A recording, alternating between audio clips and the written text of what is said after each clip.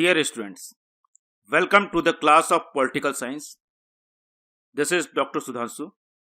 Today we will discuss European Political Thought, second part, in which we will focus on Karl Henry Marx, जिसको हम usually Karl Marx के नाम से जानते हैं। तो आप सभी का स्वागत है इस पॉलिटिकल साइंस के इस क्लास में। तो जैसा हम जानते हैं कि किसी भी थिंकर को पढ़ते समय उसकी समय को, उसके काल, परिस्थितियां, उसकी ज्योग्राफी, उसके आइडिया, सोसाइटी कैसी थी, कल्चर कैसा था, रिलीजन क्या था, ये सारी चीजें जानना बहुत जरूरी है, तभी हम उसका सही एनालिसिस कर सकते हैं। और कार्ल मार्क्स के शब्दों में या कार्ल मार्क्स को जब हम पढ़ते हैं तो ये जानना और भी ज्यादा जरूरी है, क्योंकि कार्ल मार्क्स एक ऐसे थिंकर हैं जिनका दुनिया पे आज के समय भी सबसे अधिक प्रभाव पड़ता है। उनकी जो थ्योरीज थी उसको हम पढ़ते हैं और सोसाइटी के प्रैक्टिस में भी तमाम सारे लोग जो मार्क्सिस्ट आइडिया लेके प्रैक्टिस कर रहे हैं।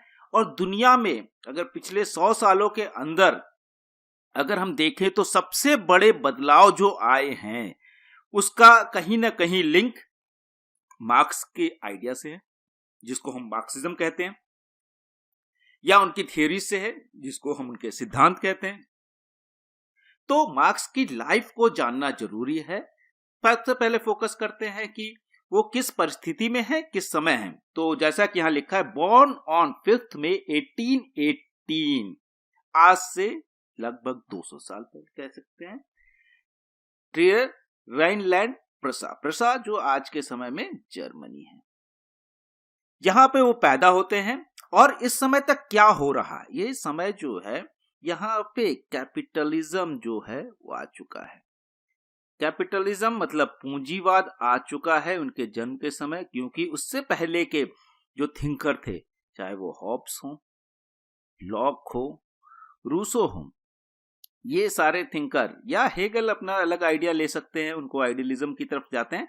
ये सारे थिंकर्स जो हैं उदारवाद ला चुके हैं। अब उदारवाद की वजह से ये पूंजीवाद आता है, क्योंकि इसकी इकोनॉमिक जो थ्योरी है वो पूंजीवाद में है, उदारवाद की। तो उदारवाद और पूंजीवाद आ चुका है, ये डिस्कोर्स में भी है और प्रैक्टिस में भी है, दोनों चीजें हैं। एक तो डिस्कोर्स जो एकेडमिक डिस्कोर्स होते हैं उसको हम कहते हैं, दूसरा प्रैक्टिस है वो भी है। बॉर्न इन ज्यूस रिलीजन में पैदा होते हैं। हम जानते हैं यूरोप के अंदर ज्यूस रिलीजन या इजराइल जब संबंध आता है तो ज्यूस का काफी होता है। तो but converted in Christianity in childhood, बचपन में ही ये कन्वर्ट हो जाते हैं। इनके पिताजी कन्वर्ट होते हैं, फैमिली ज्यूज से कन्वर्ट हो जाती है क्रिश्चियनिटी में, ये भी कन्वर्ट हो जाते हैं क्रिश्चियनिटी में। He studies various subject from history, law to philosophy at Bonn, Berlin and Jena university.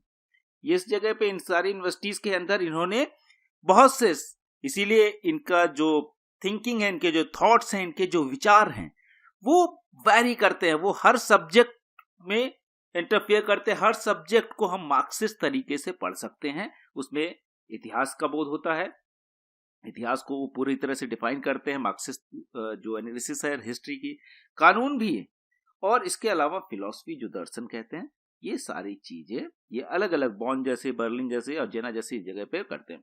Jena university से ही ये पीएचडी करते हैं, तो फाइनली डॉक्टरेट बन जाते हैं। जिसमें अब अगर हम इनको देखें, he was attracted towards the socialism during his student time.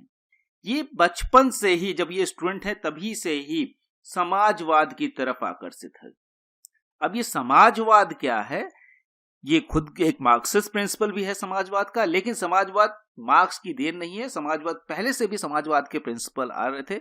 जैसा हमने बात की, उदारवाद उस समय तक एग्जिस्ट कर रहा है और काफी जो है उसी के अकॉर्डिंग समाज भी चल रहा है।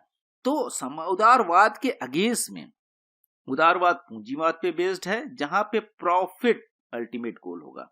तो समाजवादी जो लोग थे वो उस समय भी, मार्क्स से पहले भी बहुत से ऐसे समाजवादी लोग हुए जिन्होंने बोला हर चीज का गोल प्रॉफिट नहीं होना चाहिए, और अलग अलग तरीके के समाजवाद की कोशिश की गई। जैसे कुछ तो जो होता है कि राज्य के थ्रू समाजवाद आए, कुछ ये कहते हैं कैपिटलिस्ट ही अपनी मोरल रिस्पॉन्सिबिलिटी, जो ट्रस्टीशिप टाइप का जो काम होता है वो करे, और जो इनइक्वालिटी बढ़ रही थी पूंजीवाद में, कि जो अमीर था वो और अमीर होता जा रहा है, जो गरीब था और गरीब होता जा रहा है, या गरीब वहीं रुका हुआ, अमीर बहुत अमीर हो जाने की वजह से मार्केट में चीजें का प्राइस ज्यादा हो गए तो उसकी जिंदगी और भी दूभर हो गई। तो समाजवाद का कॉन्सेप्ट पहले भी था, और ये पहले जब स्टूडेंट पीरियड में है तो इस समाजवाद की तरफ आकर्षित होते हैं। कहते हैं ये पूंजीवाद ने जो आदमी की जिंदगी डिफिकल्ट बना दी है, क्योंकि जो गरीब है उसके लिए और भी मुश्किल क्रिएट हो रही है।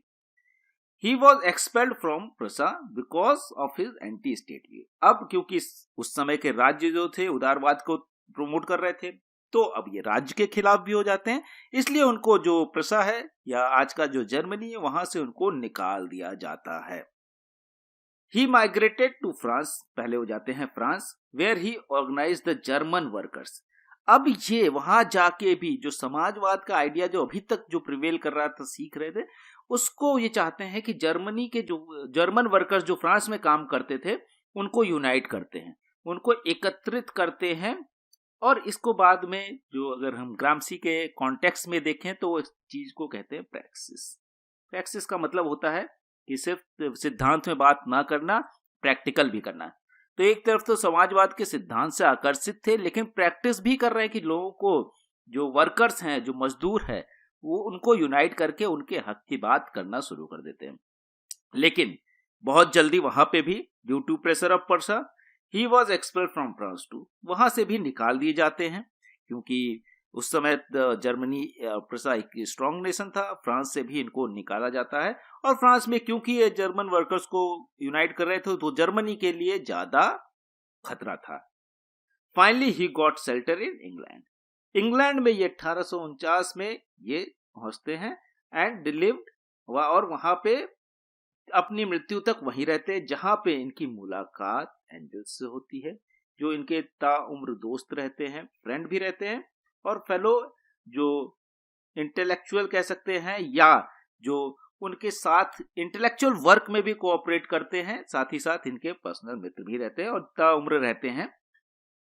अब हम जो आगे की चीजें देखते हैं कि इनकी इंटेलेक्चुअल जर्नी कैसे शुरू होती है, क्योंकि आज के समय में अगर दुनिया में प्लेटो जैसे महान जो पॉलिटिकल थिंकर है, जिनको माना जाता है कि उन्होंने बहुत कुछ लिखा, तो मार्क्स एक रेवोल्यूशनरी चीज लाते हैं, उनके बाद इन्हीं का नाम आता है, क्योंकि दुनिया को इन्होंने जितना दिया शायद ही कोई और थिंकर उसके ऊपर, उनकी थिंकिंग के ऊपर चल के इतने लोगों ने इतना काम किया होगा। और इनको समझना भी मुश्किल काम है, क्योंकि इतना आसान नहीं है मार्क्स की थिंकिंग को समझना। तमाम सारे जो मार्क्सिस्ट थिंकर होते हैं, या मार्क्सिस्ट नहीं, जो लिबरल थिंकर भी हैं, आज भी उनको समझने की कोशिश कर रहे हैं। रीडिंग मार्क्स, रीडिंग कैपिटल या रीडिंग इस तरह की किताबें लिखी जाती हैं कि किस तरह से उनको समझा जाए, क्योंकि उस समय की क्या परिस्थितियां थी उसके अकॉर्डिंग उन्होंने जो लिखा उसके इंटरप्रिटेशन हम समझते हैं। तो ये मार्क्स को समझना एक क्लास के अंदर तो नामुमकिन है, लेकिन हमारे एग्जाम के पॉइंट ऑफ व्यू से हम तमाम सारी चीजों को क्लास में ले आते हैं और क्लास में हम समझने की कोशिश करते हैं। तो इंटेलेक्चुअल जर्नी, जो बौद्धिक जो इनके विकास होता है या इनकी जो यात्रा है कह सकते हैं, वो जो शुरू हो रही बौद्धिक यात्रा, वो कैसे हो रही है। Marx writings vary from philosophy to economics, politics to society. जैसा कि मैंने बताया कि उनको लाइफ में उन्होंने तमाम सारे सब्जेक्ट पढ़े, हिस्ट्री पढ़ा, लॉ पढ़ा, इतिहास, कानून और दर्शन के छात्र रहे, और इसीलिए उनकी जो राइटिंग्स हैं, जो हम बात कर रहे थे कि उनको समझना इतना आसान नहीं है, क्योंकि उनकी राइटिंग्स इतनी अधिक हैं कि उनको समझने के लिए आपको हर चीज की ज्ञान होना चाहिए। उसके लिए आपको दर्शन का भी ज्ञान होना चाहिए, उसके लिए आर्थिक चीजों का, अर्थशास्त्र का भी ज्ञान होना चाहिए, साथ ही साथ राजनीति शास्त्र का भी ज्ञान होना चाहिए, और फिर समाज शास्त्र का भी ज्ञान होना चाहिए। इसीलिए अगर हम देखें तो हर चीज में, चाहे दर्शन पढ़ें, हम फिलॉसफी में कर रहे हो एमए या कोई भी सब्जेक्ट, तो मार्क्स को पढ़ना पड़ता है। अर्थशास्त्र के लिए, इकोनॉमिक्स में, पॉलिटिकल साइंस में और समाज शास्त्र में भी हम कार्ल मार्क्स को पढ़ते हैं। हमारे यहाँ हम पॉलिटिकल साइंस पे फोकस कर रहे हैं, तो इनकी जो पॉलिटिकल व्यू हैं उसको हम फोकस करेंगे। बाकी चीजों पे जो फिलॉसफी है, इकोनॉमिक्स पे, उतना डिटेल में नहीं जाएंगे, ऑल्दो उसकी जरूरत पड़ेगी हमको कुछ हद तक समझने के लिए। पॉलिटिकल साइंस में भी फिलॉसफी, इकोनॉमिक्स और सोशियोलॉजी को समझने की जरूरत पड़ेगी मार्क्स के पॉइंट ऑफ